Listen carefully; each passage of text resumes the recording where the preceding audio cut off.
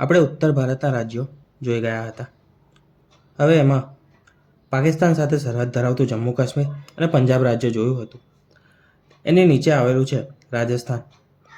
અત્યારે આપણે પશ્ચિમ ભારતના રાજ્યો જોઈ રહ્યા છે. તો રાજસ્થાન છે, આ છે ગુજરાત, આ છે મધ્યપ્રદેશ, મહારાષ્ટ્ર અને એક નાનું એ રાજ્ય છે તે છે ગોવા.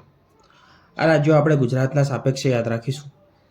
ગુજરાતની ઉત્તરમાં જે સૌથી મોટું રાજ્ય છે તે છે રાજસ્થાન.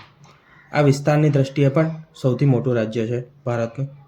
ગુજરાતથી પૂર્વમાં વચ્ચે એક રાજ્ય આવેલું છે તે છે મધ્યપ્રદેશ.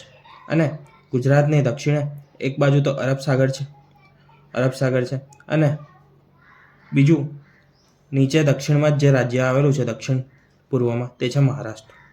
અને એકદમ નાનું જે રાજ્ય છે તે છે ગોવા.